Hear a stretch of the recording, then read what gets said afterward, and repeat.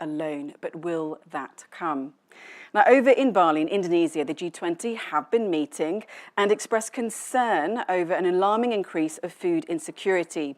The EU has pledged an extra 210 million euros. Does that do enough?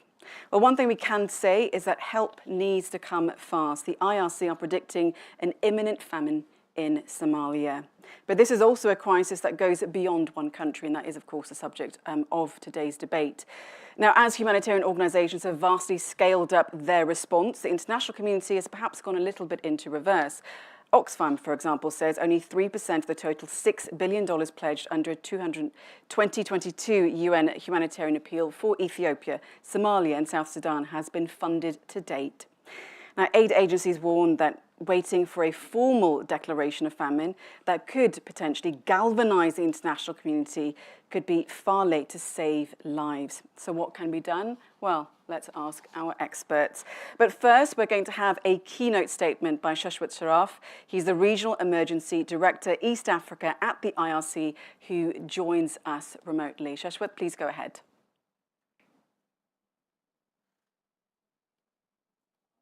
I just would want to start by saying that during my travels in Somalia, Ethiopia, and Kenya over the last few months, there are two particular conversations that really struck me, and actually showcase what's happening today.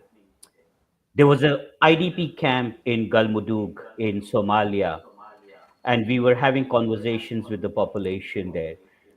When we were about to leave, there was a very old man who stood up and said, "Do you know what hyenas are?" And he said, "We basically have been reduced to nothing but hyenas. We go out in evenings in packs in search of food and scavenge for food. And this is no life that any human being should live, because we've always lived with pride and dignity. We've been very proud pastoralists and have been able to survive for generations, but this is no way to live." And on another count, there was another young mother who said that, "I've already lost two children because of malnutrition. And I have a third one who is also severely malnourished. And I've come here just to make sure that my third child can survive and can get the adequate treatment that is required." This to me sums up what the situation looks like today in East Africa amongst a lot of pastoral, agro-pastoral, and farming communities impacted by drought. I would want to round it up by just putting forth some hard-hitting facts and numbers. The way we've seen the drought progress just between November 2021 and August 2022, less than 12 months, we've seen severely food insecure households in Somalia increase from 2.3 million to 7.8 million. In Ethiopia, from 6.8 million to 8 million. And in Kenya, from 1.4 million to 4.1 million. Today, we are talking about 7.4 million children who are acutely malnourished. And I think this is a cause for concern for everybody, all. And we're already talking about a forecast of below average fifth rainfall. We are already talking about near to complete depletion of livelihood assets for the impacted population, and difficult to imagine. It's difficult completely to imagine how the population will recover and rebuild. So, in the end, I would just want to say that the resilience of individuals, households, and communities today is hanging by a thread. Thank you. Thank you, Shashwat. Those are some really sort of horrific stories, and I'm sure lots of people that work in the field that you work in hear almost daily. If I could, a quick follow-up question. With the scale of the crisis so huge and the needs being so massive, where do you even start? Can you sort of paint that picture for us? So the first bit is that despite the intrinsic uncertainty of the rainfall forecast.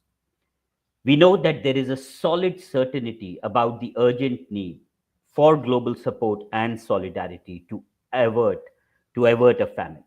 And I think that's the key. But where do we start? I would say the 7.4 million children who are acutely malnourished need treatment today and not tomorrow. And I think that's where we start.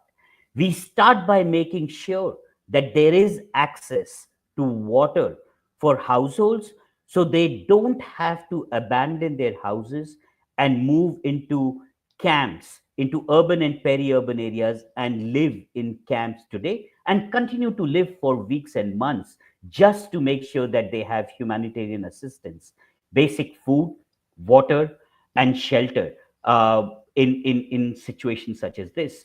So my call is that we cannot and must not wait for a famine declaration and for any additional rainy seasons to fail. We just need to act today.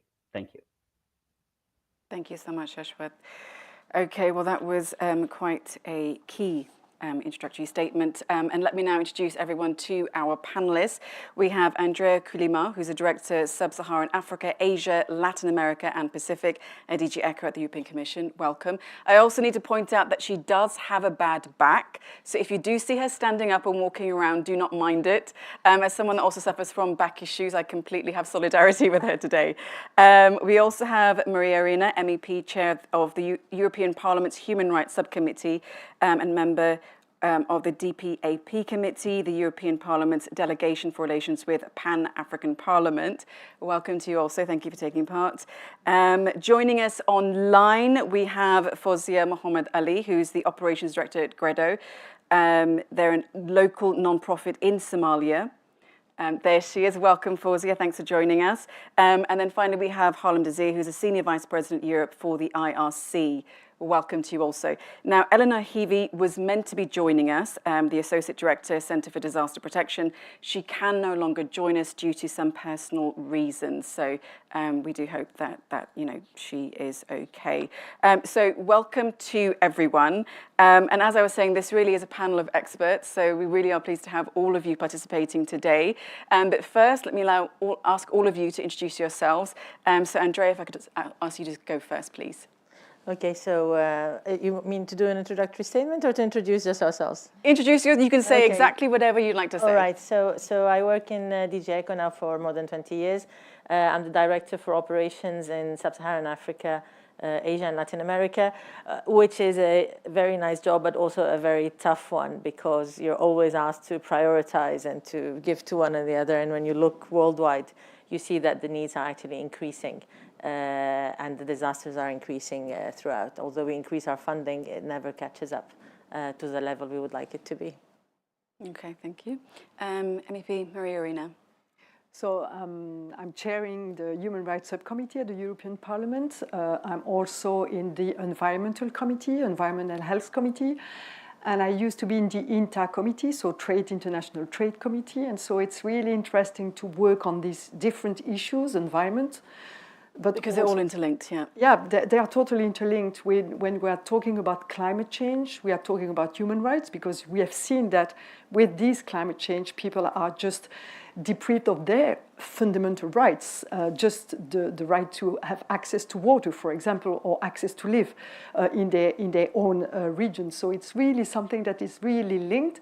And when you are dealing with international trade, you see also the way we as Europeans, we are pushing for our own model in these countries, and sometimes it's not the model that we have to push for in this country. And so it's also something that we have to have in mind when we are dealing with this policy and to have a kind of coherence in the policy that we are making with these countries in the south.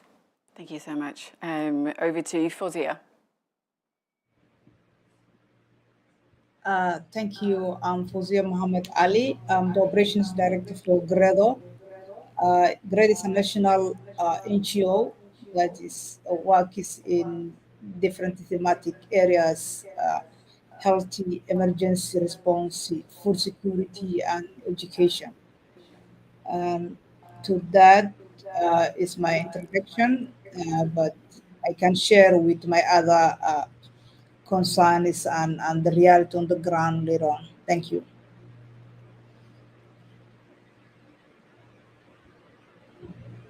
Ms. Arlene Désir, I'm Senior Vice President Europe of the IRC.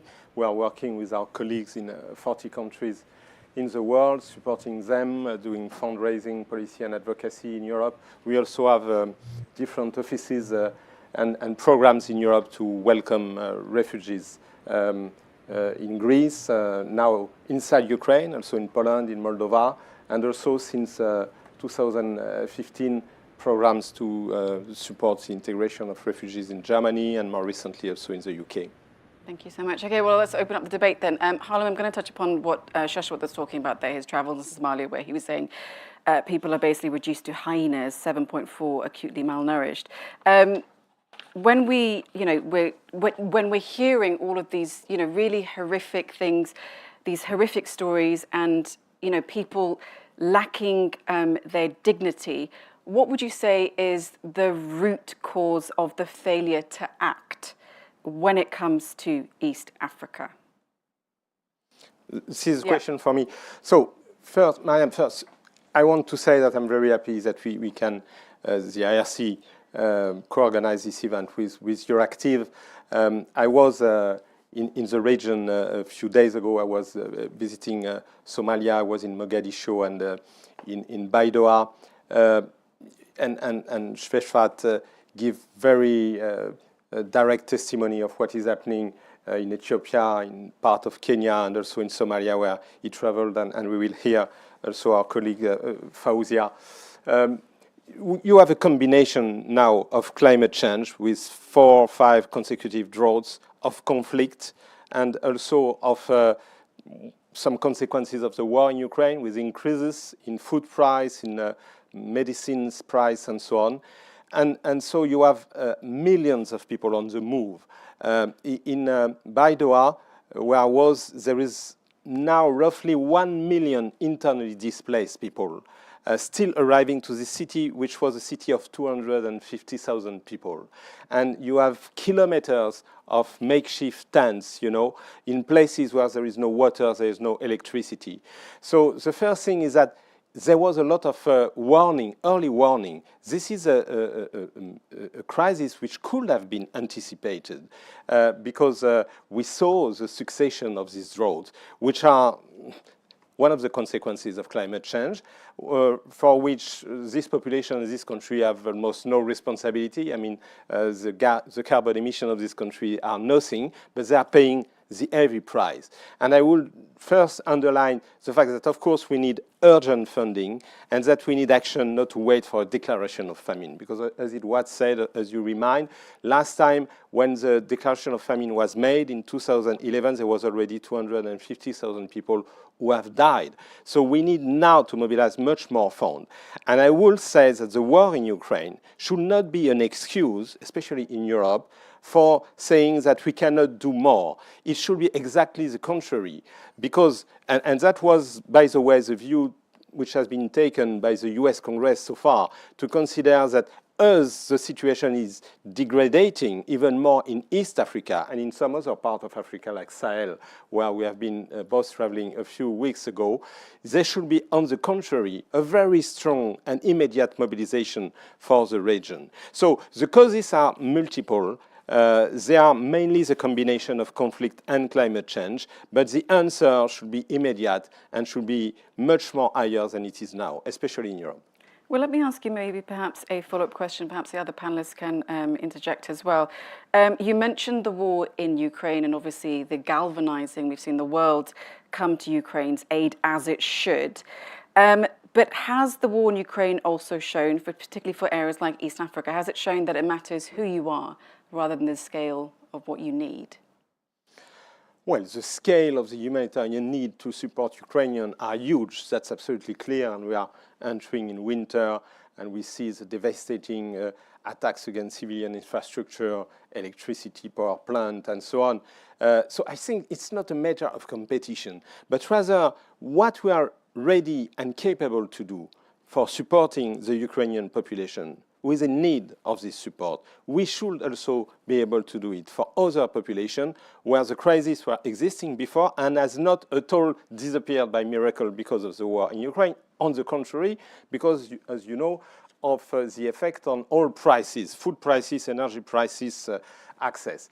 So it's first, it's a question of humanity. It's a question of moral. I think Shwefat was right to say that the departure point must be the fact that there is 7.2 million or 4 million children who are in situation of acute malnutrition. By the way, he often also raised the point that, you know, we have classification, and like we say, IPC 3 is just before famine. It's IPC 4 or 5, which is considered famine. But IPC 3 means that it's millions of people who are already food insecure, who are already suffering for hunger. I've been seeing in our clinics in Somalia the increase of under 5 children with acute malnutrition syndrome.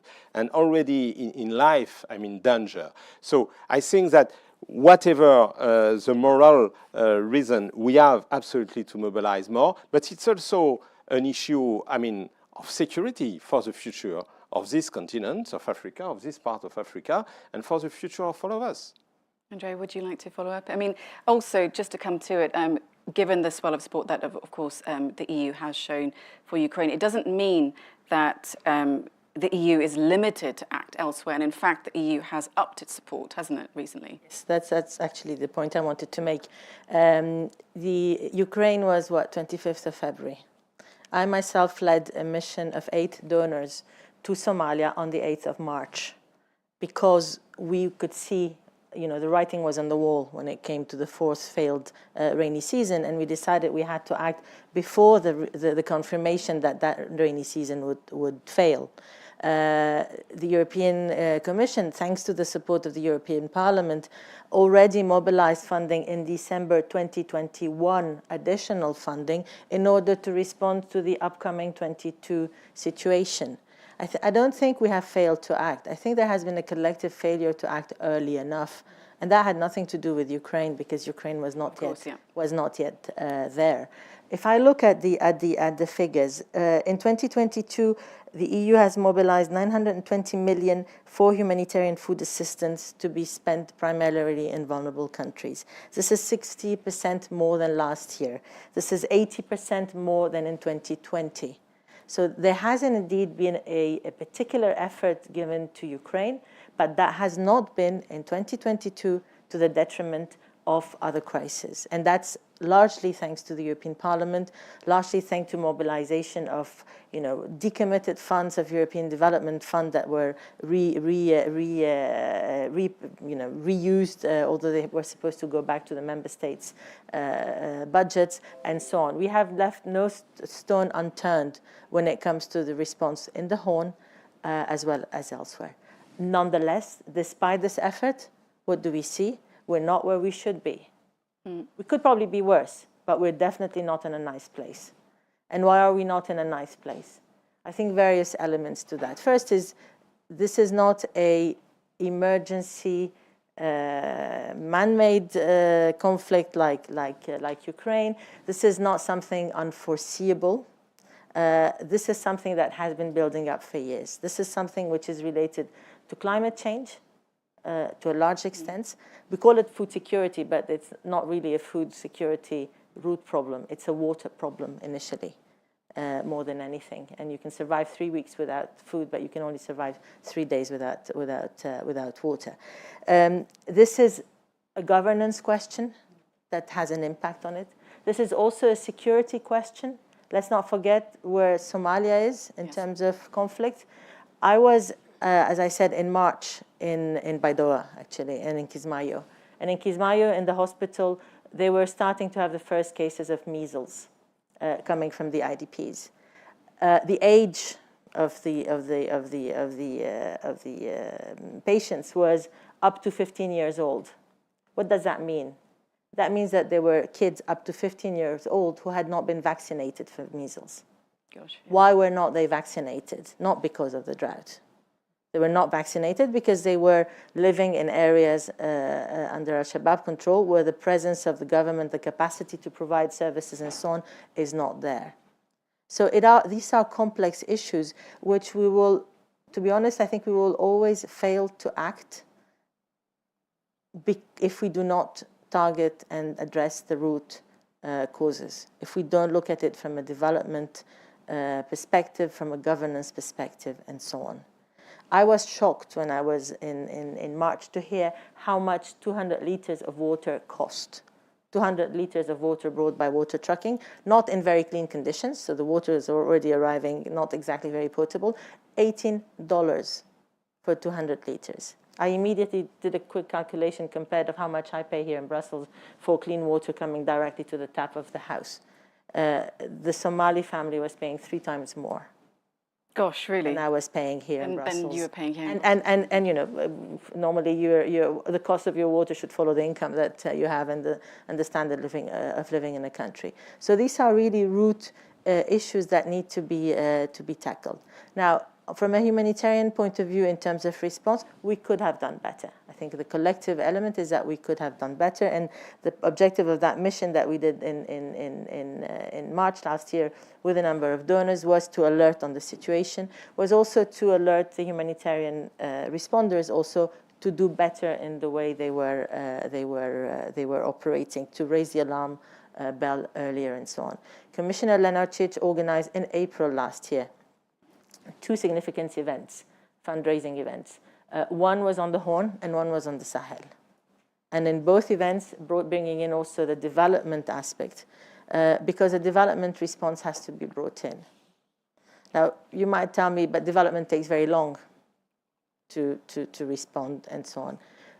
However, in Somalia, this time, one of the mitigating elements for the response has been that based on the lessons learned from 2011 and based on 2017, there are development programs which address, for example, safety nets, which provide cash transfers to people who are below a certain level of poverty.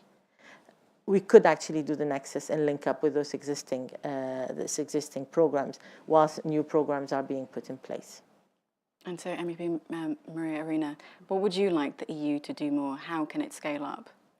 I think it's really important what we have said, because when we have this kind of emergency crisis, we always think about humanitarian help, and it is the first answer that we have to have. So it is solidarity in a very short term, and we have to do more.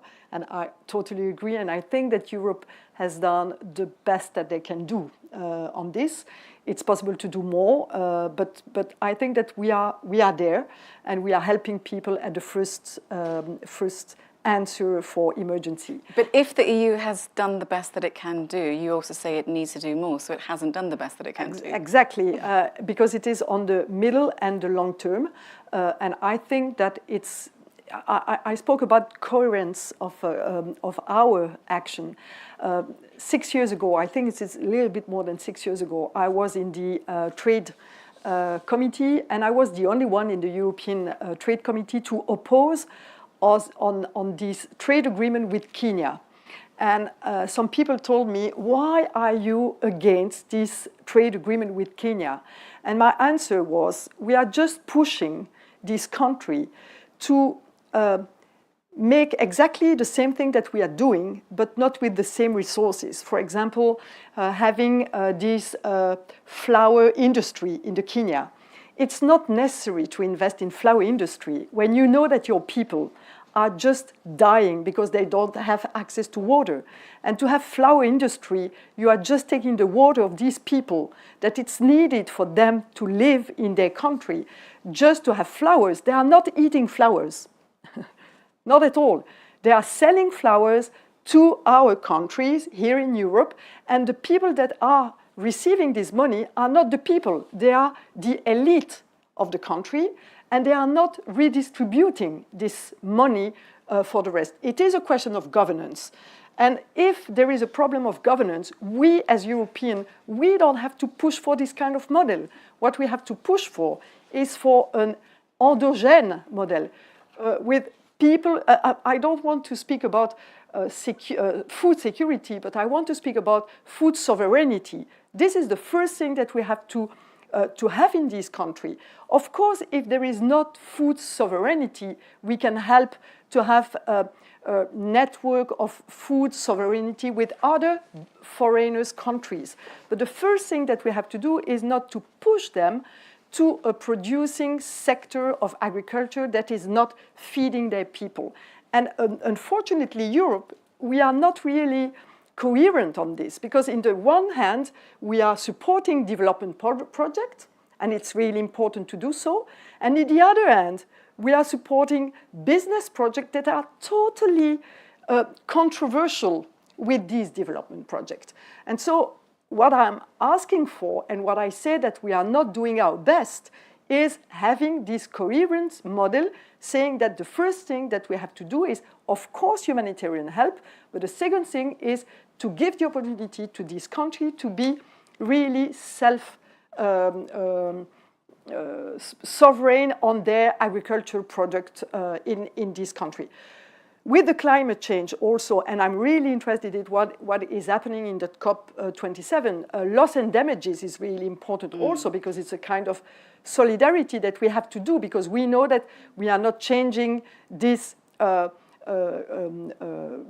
climate change for this country. It's too late, unfortunately. So what we have to do is to see where it is still possible to live, because in some place of this country it is no more possible to live in.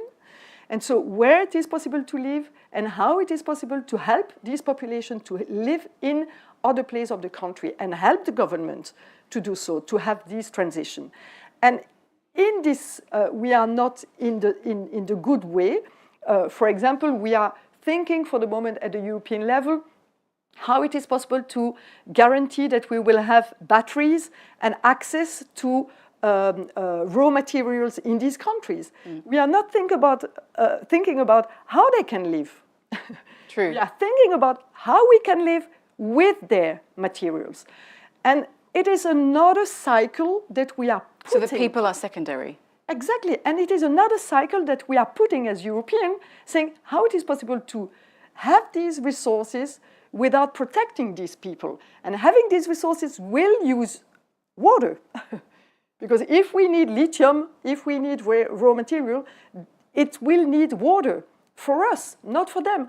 So we are always in the same way of thinking. And I think that we have to change this way of thinking when we are dealing with Africa, but not only with Africa, with other countries. Because if we are not doing like this, we will be in emergency crisis years after years and after years, and we will put more money on this, and it will never be enough. Never be enough. I think that's an important point that you raise about having that, international partners. First of all, they don't necessarily see Africa as a partner. I know the EU has recently changed, in recent years, changed its language. But we can say the international community have taken a lot from the continent. Fawzia, if I could bring you in, do you believe, you've heard a lot from the different panelists, but do you believe that the international community really wants to help people have their dignity, have their basic rights, access to water? I think the intention is there, but sometimes it's too little, too late. We are talking about the 50 failed season, and people here, they live on farming, livestock, and some of them on fishery, which is the only sector that is not well invested but could survive in such climate affected issues that had come. The EU has pledged and donated to some extent, but that would have been helpful only like if 2022 we had enough rain, and that 60 million would have helped people to recover. But we are talking about after that another 2 seasons that had failed, moms and her children walking 200 kilometers so that they don't diminish all of them in one locality, so that they can go where they think that they can get support. And unfortunately, what we are seeing on the ground in Baydaba, which my colleague IRC had visited and has seen on his own eyes, that this overcrowded makeshifty, which is not even, unnatural, makeshifty. It is like something that doesn't help them with the sun or the cold. And sometimes the data we have, it is not talking on the reality on the ground. We have malnutrition children that some of them, when they visit on our centers, the next visit is some of them we don't see them because they already died, and it's unfortunate. Children under 5 that had impacted highly. And what we see in Somalia and also in the East Africa is very frequently that it has become a yearly basis now, the drought and other incidents that happen. So in Somalia and East Africa especially, the drought, the COVID, the war in Ukraine that has also impacted, the food chain. It has put them in a situation where people cannot afford. We are talking about people who make less than $1 a day. A family of 5 to 6, 7 that, when the father or the mother comes to try to make a living, and they get $1 or less, and with the high skyrocketing of living expense, it's hard for them. And it's also hard to face your child when it's angry and you can't feed them. It affects their pride, it affects them mentally, and also with these healthy issues that comes because of poor nutrition.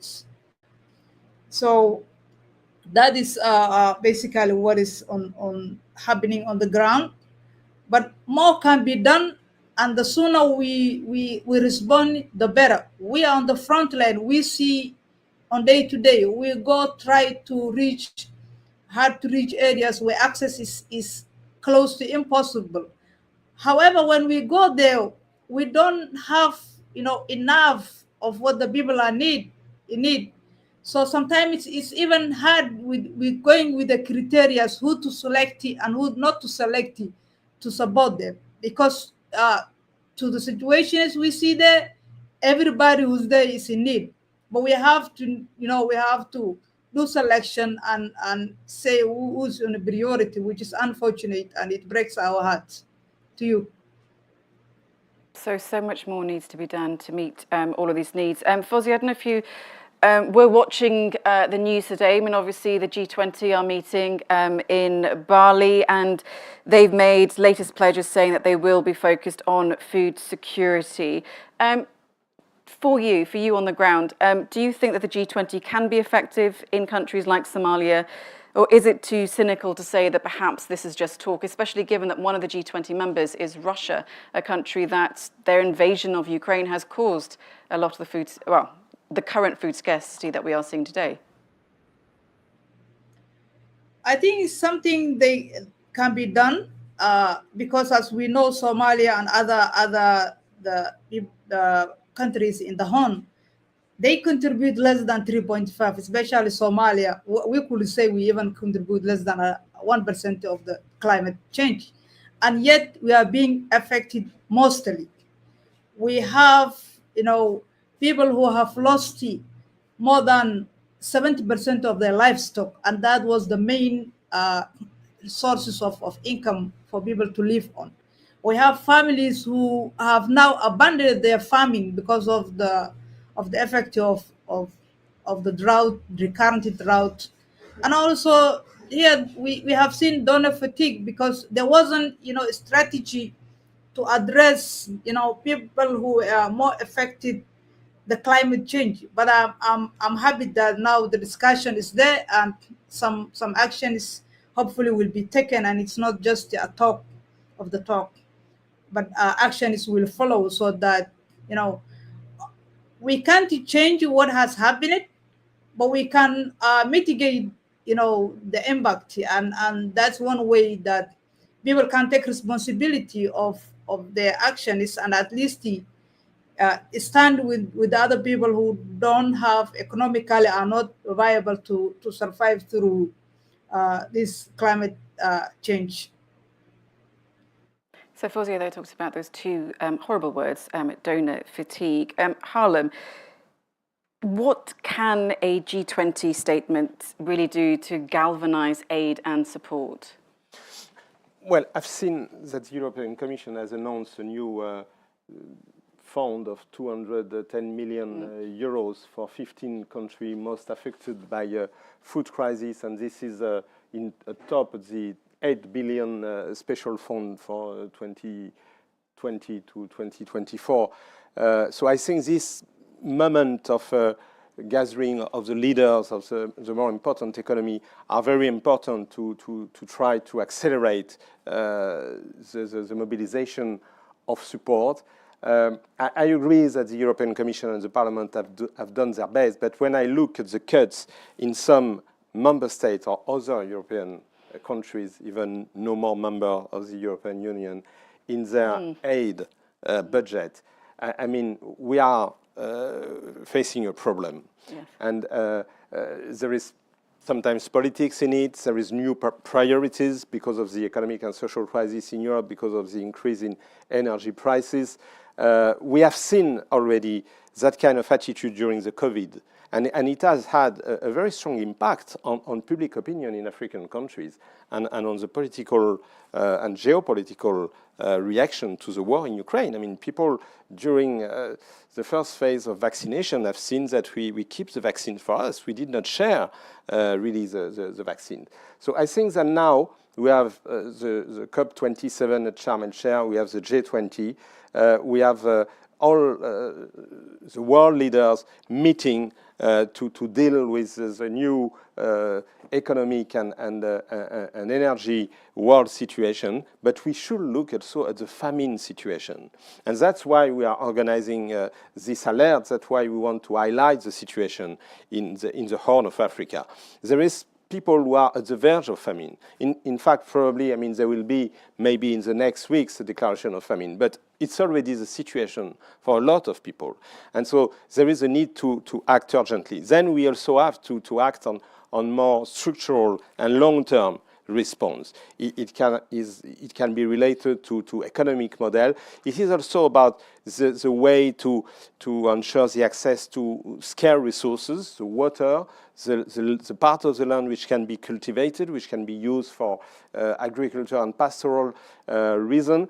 A lot of the conflicts in Sahel, in the Horn of Africa, are increased by climate change because of this scarce access to these rare resources. There is also, and I suppose that Fawzia could speak about it, in Mogadishu, like in Baidoa and other places, now a urban crisis in many of these countries. It's a huge change. I mean, people who are living with a very high level of dignity from rural and agriculture activities. Now they are in urban places. We hope and we can hope that a lot of them could return to rural activities, but some will remain in cities which are not constructed at all for welcoming them so far. So there's a lot of structural, of course, things to be looked at. And as the Sharm el-Sheikh COP27 is ongoing, there was this announcement, since the COP in Paris, that $100 billion will be dedicated to adaptation and mitigation and so on. But I mean, most of it should be concentrated to the more fragile and more exposed country. And it's not the case, very far from this now. And at least half of it could be dedicated to this country, which are now the most affected because of the drought and the floods and the direct impact of climate change on the life of people. And you also brought up, you were also speaking about climate change a bit earlier as well. So, you know, I think it was the Prime Minister of Barbados who was scathing at COP, and who said that essentially, you know, poor countries have been exploited, and he warned of a billion climate refugees. So what sort of help can come from the leaders at COP, do you think? It's really difficult, because I was just thinking, hearing from everybody, and I was just thinking, we are asking for more to different states to have more solidarity. And what you said, Harlem, is we are asking countries where they are facing different crises, energy crises, for example, here in Europe, and we have to tackle the price of energy for poor people also here. And we are asking this country to be more have more solidarity for the southern countries. And I say, what about companies? That is an interesting point. The principle of pollueur-payeur. We have companies that are responsible for what they have done on the climate change. What are we asking to them for solidarity? I was 1 month ago in Uganda, and I met with the Total Energy company, and they are here. And it is not because they are French, but I can take any, for example, Italian one. So they are here in Europe making a lot of money on these energy crises. And they don't want to pay their taxes on this. That is definitely a concern for a lot of people. And they are there responsible for land grabbing. Because people that were there living with their own territories and with their own agriculture, they just are away of their land because of a pipeline that will use fossil fuel for exports. And this Total is making a lot of money there also. And who is paying for people in Europe that have no money for energy and people in Africa that have no money to eat? They are states. Andrea, it's really something that we have to, we really have to work on this. It's really important to make these companies pay for the damages more than what they are doing for the moment, and really to prevent these companies to do the damages that they are doing in these countries. And this is the best way of having in the long term, a solution for these countries. Because if we are not doing this, we will pay the bill, and they will never pay the bill that are causing here and there. So for me, the one that we have to do, and we have to make them pay the bill, is these companies. But it's more of a national competence rather than EU competence. No. It's for national countries to tax these energy giants, surely. I want to build on this because it's always also from crisis that the EU also has advanced as a project. So I think it's very interesting what Maria says. I want to come back to the issue of who's paying, and I'm going to disagree with my friend Harlem on what he says on COVID. The EU is at the beginning of the COVID crisis when vaccinations were there. The EU countries were the ones sharing most vaccines, not I can think of one country that wasn't. Yeah. Not as EU. Yeah. As EU and the EU yeah. member states at the time were sharing part of their contracts, and that was the whole effort that was there. We're very good at being bashed. I mean, that's something the EU is very good at being bashed throughout on this. I mean, I have here the Somalia overview, humanitarian funding overview. Who do we have on the contributors to 2022 Somalia HRP? On the top, definitely the US. They're the biggest donor when it comes to humanitarian assistance. Then we have the European Commission. Then we have UK, then SURF, then Germany, Somalia itself, Sweden, Canada, Japan, Netherlands, Norway, Denmark, Ireland, Finland, Switzerland, France, New Zealand, Korea, Turkey at 0.2 million US dollars. That's the lowest level that is captured. Where are the countries who are making money out of the increased energy prices? Where are the economies, the big emerging economies in this? Who are the countries who are reaching the 0.7? And indeed, some member states will reduce their contribution to humanitarian aid and to development assistance, notably those who are at the 0.7 because they have an economic recession and therefore, in absolute terms, they have less money to dispatch around. But we have a structural problem in the humanitarian world. I don't want to speak about the development one, but in the humanitarian world of a donor base which is far, far too small in terms of public donors. And the way the world is going, despite increasing funds, despite the generosity of the European Parliament in increasing our humanitarian funding, it just ain't going to be enough if there's more people who don't chip in. Harlan, would you like to add your thoughts to that one about the donor base being too small then? And no, how I you can agree. And if you look at the donor and the aid budget in general, including development budget in the EU, you have very few member states who respect more or less 0.7. Very few really respect it. And a lot of others don't do any effort. Hopefully there is the EU budget as such, but I mean each member state is supposed to, at minimum, respect its target of 0.7. Some were even above, and now are speaking about reducing it, which is a pity. Again, because I don't think that the crisis in Ukraine justified to diminish international aid. Regarding the vaccine, I mean, again, it's not a critique against you or against the European Union, but I mean, we have had a strong delay between the mobilization in the Western. You can't perhaps point fingers, but it did happen, yeah. In the global south. It's an image question largely. I think in the media of the countries I work on and in the media in general, there is a very narrative which is going on now, which can be refuted by facts when it comes to, for example, this issue of has there been less funding for humanitarian assistance because of Ukraine in Africa or elsewhere. It's not true. Yet still, the story is not necessarily heard or necessarily told. So whether it's because of disinformation or other issues, or because we haven't been very good at saying what we do collectively over the past years, I don't know what the reason is. You might know, you're a journalist, so you should know about that. Well, let's bring in Fozia then. Fozia, you've been hearing what the panelists in the room in Brussels have been talking about and the respect of 0.7. What's been your sort of thoughts as to what you've heard the panelists talk about?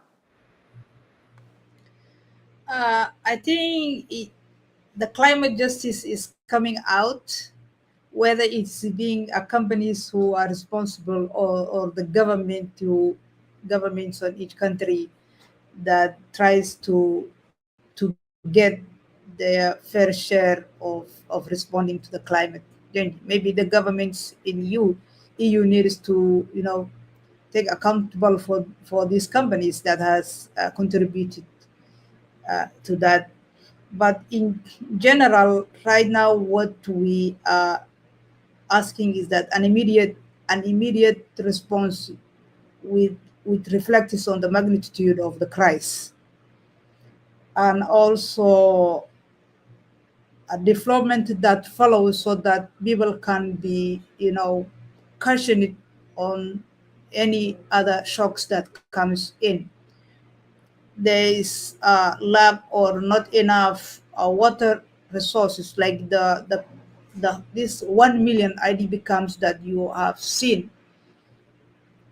They live on a small city that had already had depleting water resources.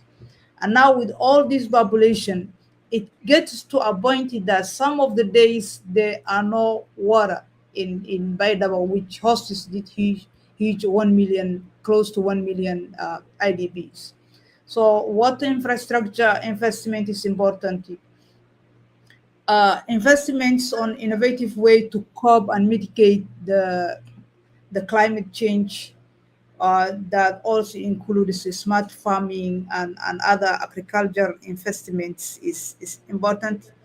We also need to look also how will people recover health and nutrition, protection, which we are talking about that much people who are in overcrowded places where they have been uprooted from their homes, where they have right and protection, and then they come to these crowded IDP places which doesn't have walls to protect them, and they are not in their clans and families to protect them. So a protection issue is also there that needs to be addressed. And also, peace and good governance is something needs to be looked at. You know, some of those impacts could it be minimized if there was a good governance structures that are there. You know, people could have predicted, you know, what is going to be the situation in the coming months if there is a structure in place in those areas. So, good governance and peace building is also another way that we cannot overlook. Otherwise, we are going to be addressing a cycle of, you know, of crisis. To you. Thank you, Fozia. So just to pick up on Fozia's last point about peace and good governance, how can you sort of, perhaps Andrea, this is a question for you, how difficult is it to get involved, to provide that much needed humanitarian support when you have these countries, the realities on the ground in these countries where you have armed conflict? How hard is it then for the EU, aid agencies, everyone just to get involved and to actually not only give people the help that they need, but also give yourselves the security as you go around providing that aid as well? It's difficult, but it's possible. I think that would summarize it. It makes it more costly as interventions. You have to manage the risk which is involved in those interventions, but humanitarian aid is unconditional. And humanitarian aid is provided through certain channels which are trusted, which are the UN, the Red Cross movement, international NGOs, and their local partners. And I would really like to insist on the importance of the role that local NGOs play into this, because humanitarian aid has to be provided regardless of the political aspects. It makes it more difficult. It makes it less sustainable, because we've heard Fawzia, you know, water in Baidoa, humanitarians can do small type of forage to get a bit of water, support water trucking, and so on. But they're not going to be able to do big investments which are needed in order to maybe desalinate water or do other things that are needed in a place like Somalia. I mean, it's not like you have multitudes of rivers. We do our little bit on that. I mean, we are funding now since 2 years 2 partners to do the river management of 2 main rivers. So at least those rivers don't flood, because that was also the thing. The irony of it is that you have a drought situation, but then when you have drought, you have flash floods. And when you have flash floods, you have also people who are dying because of the floods, which is, you know, I guess it's the worst curse that you can have in a situation like this. So those little elements can be done, but it's really the sustainability and the capacity to address the root causes when you don't have the governance, when you don't have a stable structural situation, where you don't have the energies of the governments which are focused on addressing the drought, but rather focused on, in the case of Somalia, fighting Al-Shabaab or other things. You know, it's very difficult to have an exit out of a crisis response. To limit the level of response you have to do, because you don't have the same level of suffering, and to address things early. One thing that struck me at a panel at the European Parliament a few months ago was an NGO colleague from Somalia who was talking, and who said that unfortunately the situation had gotten so bad that they had to stop supporting the hungry in order to save the starving. Which means that you end up in an ethical choice as to the resources you have, that if you want to do what makes sense, which is to act early, anticipatory, address those people who are in IPC3, who are in crisis situation, rather than address those who are at the brink of famine, then you're making it an ethical choice, which is a very difficult one. But you know that if you only focus on the most acute needs, then you're going to allow the situation to deteriorate. And that's what the scarcity of resources leads in terms of difficult choices for the. And our conversation has sort of gone full circle now back to this idea of giving people their dignity. So if we're not just constantly just, you know, papering over the cracks, responding to the immediate needs, where should the EU be putting its long-term planning into? How do you even do that? Where do you start, or how is the EU doing it? So I think development is important. So we have to reach more money for development, not only at the EU level, but also to the member state level. So this target of 0.7 must be the target for each member state. So we have to push for it. You know, when we are speaking about the target of having more money to the NATO, it's easy. when we are speaking about the target of money for development is more difficult. So I think we have to push for it at the level of member states to have more money for development aid, because as we said, the more we are dealing this issue in the emergency, the less sustainable it is and the more expensive it is. So it is also a question of efficiency to be more at the beginning of the situation and having this development project. And also because when we are in the political and development project, we are dealing with bottom-up answer. And it's important to work with people living in these countries and not only having this coming from the government of these countries. We have to work with people living in these different areas. And we know that sometimes it's difficult even for government to work with these remote areas. When we are dealing with the delegation, European delegation, we see that a lot of projects are in the capital and less in the remote areas. So for me, it's really important to work with the communities living in difficulties and to understand if it's possible to continue to live in these areas and having this transition plan to perhaps remove population from a region where it is no more possible to live and give opportunity. We spoke about, for example, the fishery. It is also something on which we have to work on because we have, for example, fishery agreement with countries. And so we can push at the European level to have less European fisheries in these water and give more opportunity for small fisheries in these countries. And these are the kind of project that we have to balance at the European level, not being selfish when we are dealing with these different issues. And sometimes we are selfish.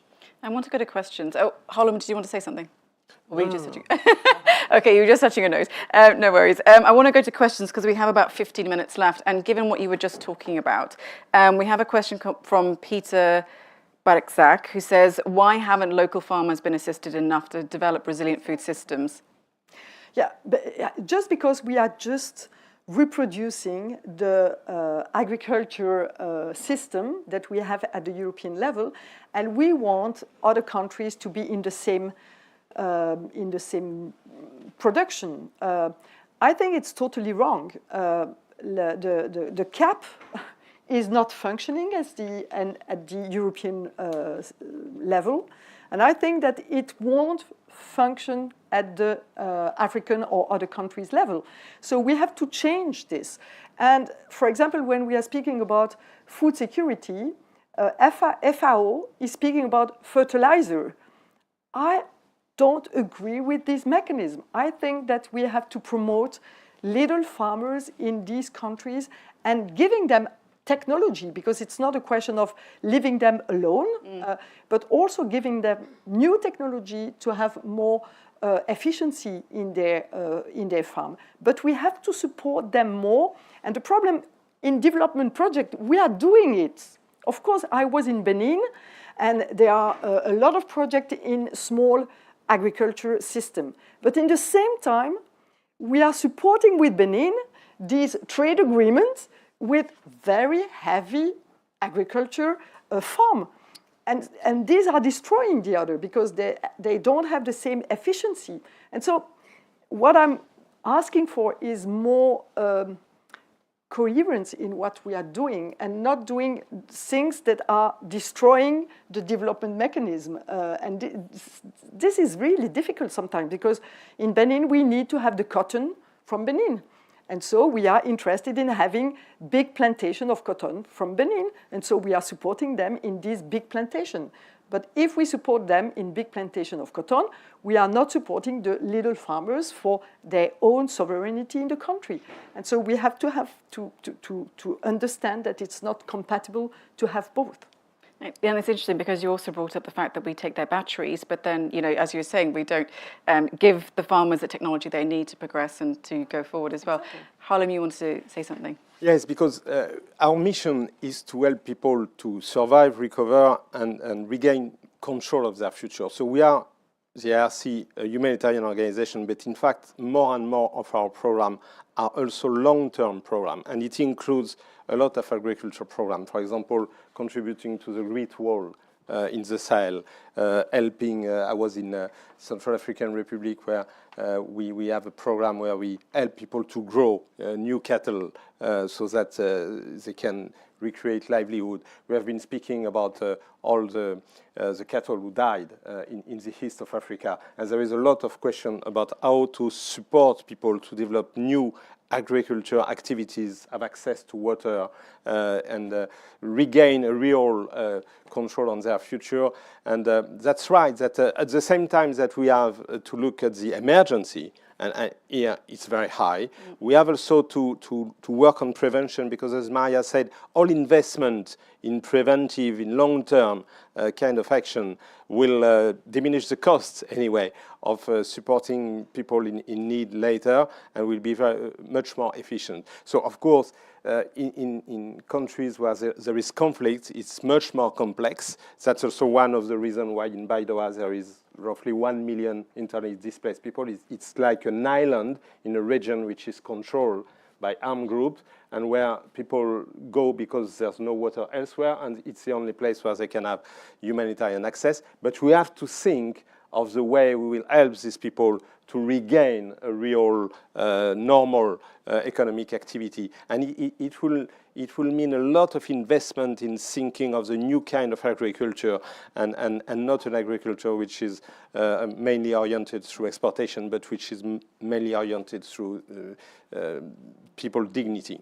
There's a question here that actually feeds into what you were saying. It's from Joy, who says that rather than making the drought-stricken countries depend on aid, wouldn't it be more effective to give longer-lasting solutions, for example, investing in seedlings that are drought-resistant wells, flood-resistant structures, supporting innovative ideas like that?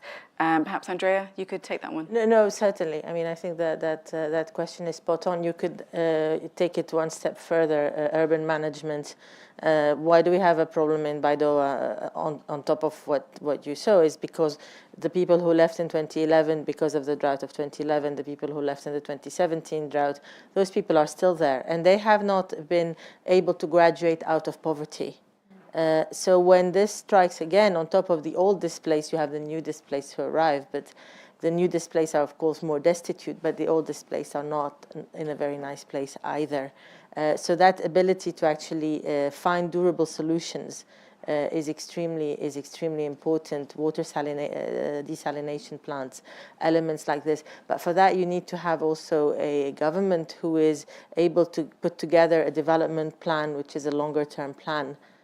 So that also it's a place, so that investment can come, because that requires also private sector investment and so on. So we go into a different ball game than the one of an emergency humanitarian response to one that addresses the root causes.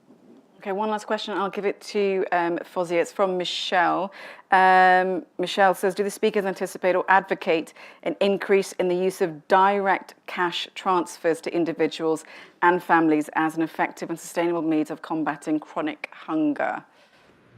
Fawzia? The direct cash transfer is something that works for the people. And it also gives them, that, pride that, they don't have to sit somewhere to wait for the food to be delivered, which can also put sometimes them in risk. So but it depends, the resources that are available at the time. We know the need is too big, but the funding that comes through is too small. But one thing that is proven because of the mobile banking that is available now in Somalia, that helps a little bit through this cash transfer, and it gives them, now the ability to buy the commodities that they need. Although the price inflation also affected them, how much they are able to buy to feed their families. What you could have given 2 years ago that could have helped it for 20 days, now it's not even enough for 15 days because the price is skyrocketing. Access of the food, which is another problem. Transportation of those goods, went up because of the fuel price that also went up. So there are a lot to unpack, but well, we are really encouraging the cash transfer so that people will be more safer. We don't put them in a harm way. At the same time, they are able to survive and buy the communities that are mostly in need of them. That used there also was dignity. Thank you so much. Okay, well, we only have a few minutes left, so I'll ask you guys for your final thoughts. And perhaps you could frame it within this final question. If this cycle of drought and famine can't be broken, what is the future going to hold? Andre, please go ahead first. Okay, I'll maybe start where Fawzia left it on this issue of cash transfers. I think it's a very important tool to respond, and I think a balanced humanitarian response is one that combines cash transfers because they give that dignity to people, because they also contribute to markets and to agricultural producers being able to sell their things. But it has to also be combined with basic access to services. Water, medical assistance, and so on, which cannot be bought with cash. That service element has to be done. The way to break this cycle is through development. Is through the countries affected developing a vision of where they want to be. Do they want to maintain a model of livestock which in parts of the country may no longer be possible? Do they want to give it up? Do they want to find a third way in between? It has to be an owned decision and an owned orientations in those countries to which the international community should just be there to support. In the immediate emergency, what is very much required is to increase the level of funding that goes to these countries. Through donors, and if the Parliament gives us some more money, we will certainly use it. But not only through institutional donors, also through the public, through better use of the diaspora money. We haven't spoken about the diaspora, but Somalia has a very strong and vibrant diaspora, trying to get all these energies to be channeled together, and through expanding the donor base within the EU, but also outside the EU. Thank you. Maria Arena? I think that we need to work more, and I was really interested in the COP27 on these loss and damages, because I think it's really the way we have to think about new solidarities with this climate change and the countries that are really suffering more. Because it forces change. Exactly. And so it is just to accept that in some case it's too late, and so it's important to compensate, to help the transition, and to help this country to find a way, because I totally agree with you. They need to find their way for the future. But we are responsible for part of it, and so we have to pay for it. So this is really important, and I'm really also interested in the what they will take as decision in the G20 on this. So it's a global responsibility that we have to support, and as Europe, we have to be leader on this. I think it's important because Africa is really our neighbor, and we are responsible for a part of what is emerging in Africa. So it's really, we have to be the lead on this. Thank you so much. And Fawzia, your final thoughts? I think it was said enough, but the immediate response is important. And what I can add is we cannot also forget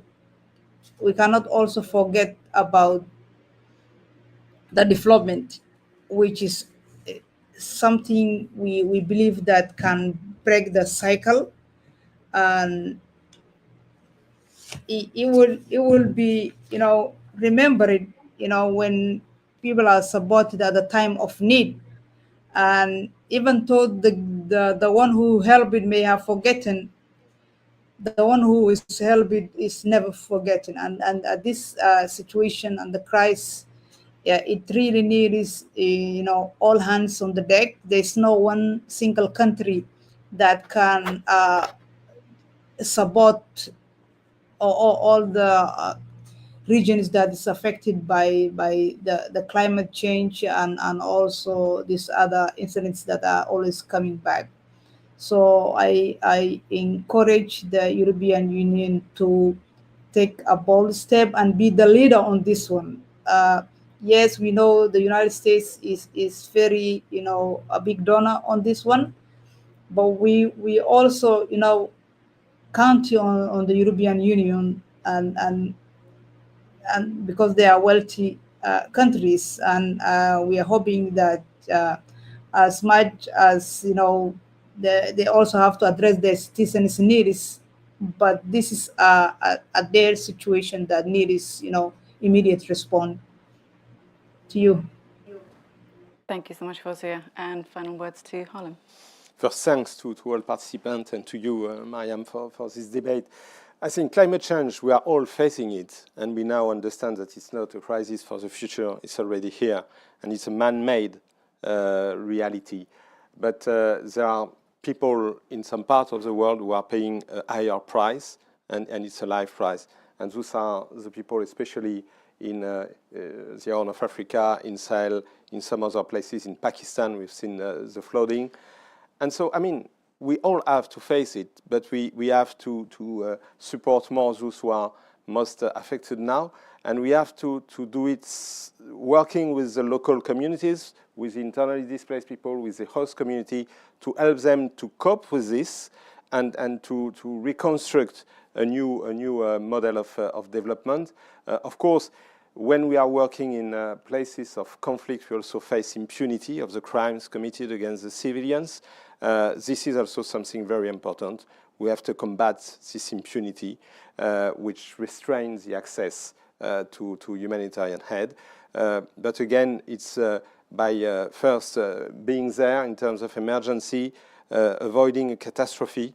We are really at the verge of a catastrophe in this region, and then working with the community about prevention, because we have successes, drought, so we could see that this will arrive, and we see that these droughts, the droughts of now, will have consequences for the next harvest and so for the next years. So we have to work now on preventing and on helping this community to cope with this new reality.